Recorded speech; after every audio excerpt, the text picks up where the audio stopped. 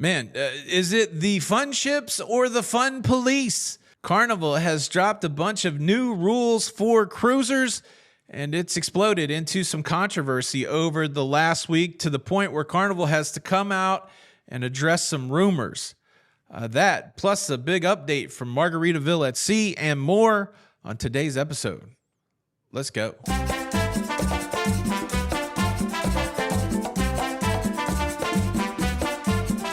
Hey, what's up, everybody? Welcome to La Lido Loco. Welcome to the Cruise Show. I am your host, Tony, here to talk you through everything going on in cruising. It's everything going on in cruising for your face on a Tuesday the 15th of July, 2025. And we got a lot of stuff to talk about. Certainly the bulk of the show is going to be talking about Carnival addressing rumors that have sprung up after the release of their new cruise rules from June of 2025. But before we get to the bulk of that, let me hit you with a couple rapid fire stories that I feel like are important in the cruise space. Margaritaville at Sea Beachcomber. That is the new name for the Margaritaville at Sea cruise ship. Margaritaville at Sea Beachcomber will be the third ship in the Margaritaville at Sea fleet. This ship was purchased from Costa. It's the old Costa Fortuna, and it's going to be the largest cruise ship that Margaritaville at Sea has ever put onto the water. Has a passenger capacity, 3,450 passengers. In comparison, the Margaritaville at Sea Islander has a passenger capacity, 2,650, and the original Margaritaville at Sea cruise ship, the Paradise, has a passenger count of 1,680. So we've got a much bigger cruise ship coming onto the scene for Margaritaville at Sea. And while they continue to tease us as to where this cruise ship will be home ported, some speculate Mobile, some speculate Galveston, some speculate Jacksonville, but we don't know. We don't know. They're going to tell us later this summer. Come on, Margaritaville. Let us know where it's going to go, but at least we have a new name.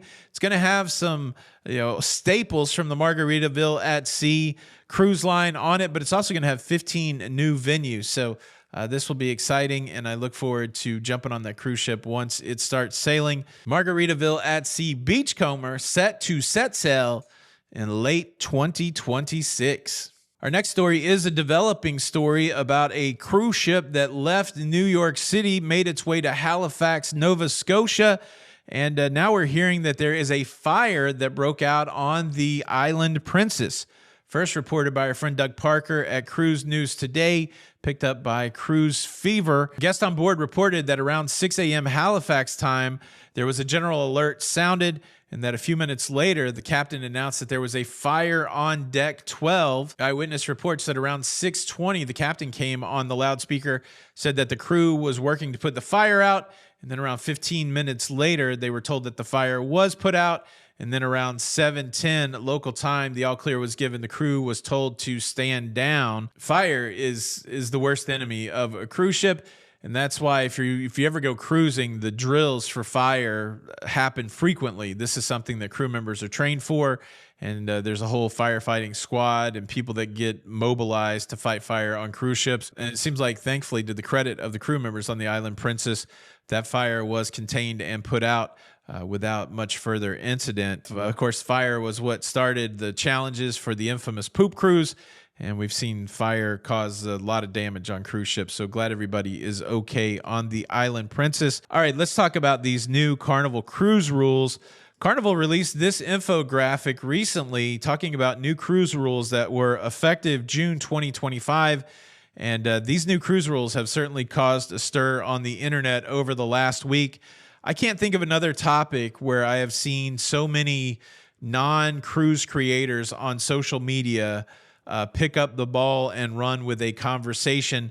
A lot of the conversation around these rules are whether these rules are targeted at black people, whether these rules are racist in some form. And certainly as a 50-year-old white guy, I don't even fathom to think that I could express or talk about the challenges of the black experience. Obviously, I don't really know what the black experience is, and I have never been subjected to racism that certainly black folks have been subjected to. Fortunately, I can recognize racism, and it seems like every time I post content that involves black people, there's always a large outcry of what seems like racist people making horrible comments. And some people will be like, well, it's nuance. We're not being racist or whatever. But I've seen comments in my on my videos that'll just make you sick. Make you. I want a recent fight video. Somebody said it's monkeys fighting for fried chicken. Now, if somebody can explain to me how nuanced that's not racist, that people need to check. If you're writing anything about the black experience and you don't have firsthand knowledge of what that is, you should check yourself for racism. That's what I believe. For me, as a white guy, again, I would rather err on the side of, I would rather look at the things I'm thinking and saying and try to evaluate whether there's some sort of bias there before I say anything, instead of just putting stupid stuff out on the internet. But certainly that does not seem to stop people. But a lot of content creators out there having this conversation about whether these new carnival rules are targeted at black people and whether they are racist. Let's go through the rules, and then let's talk about something that Carnival has denied. And again, I don't know that we're qualified, or I'm qualified to come to a final decision, but I will give you my opinion on it, and we can go from there. Here's the new Carnival rules. Teen curfew. Guests under 18 must follow a 1 a.m. curfew in public areas unless accompanied by an adult 21 or older. Age policy. Solo cruisers must be 21 or sail with someone 25 plus. Teens aged 18 to 20 must be booked with a guardian. Fan ban. Folding clacked fans are no longer allowed in nightclubs and indoor dance floors for safety reasons. Battery-powered fans are still allowed. Pool chair rule. Leaving your chair unattended for over 40 minutes, the crew may remove your belongings to free up space. Behavior equals consequences. Disruptive guests can be removed without a refund and may be fined up to $5,000. And then boarding requirements. Check in online by midnight before sailing. Look, these rules on the surface, they seem pretty straightforward as a target to change behavior. Carnival has a problem. Carnival has a behavior problem from some of their guests. And I've been on Carnival cruises, and, there are guests from every race that act a fool. I just want to say that. I've seen white people act out. I've seen black people act out. I've seen every nationality act out on a Carnival cruise. And, again, is it racist to write rules that curb behavior? I don't know. I don't think that's true. These rules don't scream racism to me. The one that's caused some sort of ire is the fan ban. So there's a very popular song out there, a line dance song called Boots on the Ground. And part of the line dance is that at certain times in the song, you clack these loud fans. Slap, bap, bap. It's kind of cool. I've seen it. It happens on Lido decks. And it's going to continue to happen on Lido decks on Carnival cruises. They haven't banned the song Boots on the Ground, and they haven't banned people's ability to clack fans at Boots on the Ground on the Lido deck. All they're saying is that inside the club and inside spaces, no clacking of the fans. Is that racist, or is that, is it a safety issue? Carnival says it's a safety issue. I can see that. Like, you need some space to clack some fans. And I can see that it could be a challenge that if you're in a tight club or something, you could get hit by a fan. So I can see that safety issue from people not getting hit, and maybe a safety issue from people not, getting aggressive because they got hit in the head with a fan.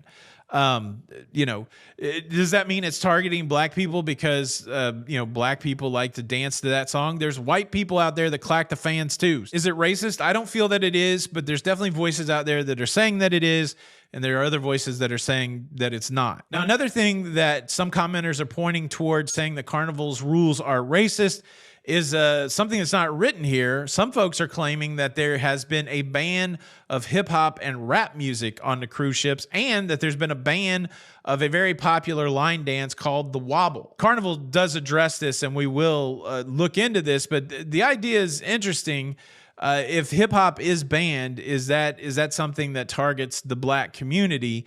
I don't think the black folks are the only people that like hip hop music. And certainly I don't think that hip hop music is inciting people to some sort of bad behavior. But some people say that because a supposed ban of hip hop music, that's targeting the black community. Again, some are saying that's true. Some are saying that's not true. I don't see that being true. But the question really is Carnival banning hip hop music? And Carnival's saying, no, we are not banning hip hop music. They made some changes that people may think that means they're banning hip hop music, but that's not the case. Let me give you the quote. Give you the quote from the Carnival executive, Matt Lipoli, the senior vice president of public relations. He's saying, unfortunately, various media outlets have misconstrued the matter and blown it out of proportion. Carnival has always had a wide variety of entertainment options, and recent adjustments like expanding theme nights at the nightclub have been popular with guests on board. Enhancing the guest experience is an ongoing effort, and for the past 3 years, we have communicated our expectations about guest behavior. Our ships are shared spaces, and we create a friendly environment for all who are with us. They've decided to have theme nights in the club, so they might have a 70s night, they might have an 80s night. And the way it worked in the club previously is they would have maybe like theme hours. You get some 70s music in the beginning, you get some 80s music. It would be more like an hour by hour type theme, and all genres of music would be represented in one night at the club. Well, now apparently they're going to dedicate a whole night to 70s or dedicate a whole night to 80s. The people that are saying that it's racist are saying because you're dedicating these theme nights, now you're taking away the ability to play hip hop every night. Carnival's definitely saying, no, we're not banning hip hop. You can still hear hip hop on cruise ships. When it comes to the wobble, basically they're saying that they changed the rotation of the songs they play at the Sellaway party. The wobble's not in the mix, but they do play the wobble at the white party. You can request the wobble. There's no ban on the wobble. The reality is Carnival has a problem. They have to fix it. And at the end of the day, if you look at the transactional pieces of the problem, it's a behavior problem. And so as leadership of a company, you've got to change the behavior of your cruisers. Some people would call for the changing of the cruisers, which I think is absurd. I think cruising is a great vacation type. It should be open to anybody. I give Carnival kudos because they basically changed cruising to make it more accessible to a lot of people through their price point, through their relaxing of the dress code, through their promotion of fun activities. They did things that changed the way cruising is. And I know like there's going to be old time cruisers, people that cruise back at a different time that say, hey, we don't like that. We don't like the relaxed dress code. We don't like the focus on fun. We don't like this or that or whatever Carnival's done. We don't like the lowering of the price point. And to those people, I say, look, there's a lot of cruising options out there, but I'm excited that the fact that we've got millions of more cruisers and that the cruise industry continues to grow, because that means we're going to have a diverse set of cruisers. We're going to have a diverse set of cruising options. And if you really, work at it, you can find the cruising experience that you want. But I like the idea of cruising being for everybody. I like more of the inclusiveness of cruising than, say, an exclusiveness of cruising. And I think Carnival's led the way there. Will these rules be enough to alter the behavior of cruise guests? I don't know. And then how do you convey these rules to first-time cruisers? How do you get this going on before they're even on a cruise ship? And it's a tough topic with a tough problem and not really any easy answers. Look, that's everything that's going on in cruising. Thank you so much for watching. Thanks everybody who subscribed yesterday. We got live shows tonight, 8 p.m. for our Patreons, 9 p.m. for the big public show. Please subscribe. Help us get to 300,000 subscribers. That's a crazy number. And look, there's nothing left to do but dance. Yeah, let's dance. Get up. Get up. This is Tony for La Lita Loca. Until the next time, we'll see you on the Lido. Bye.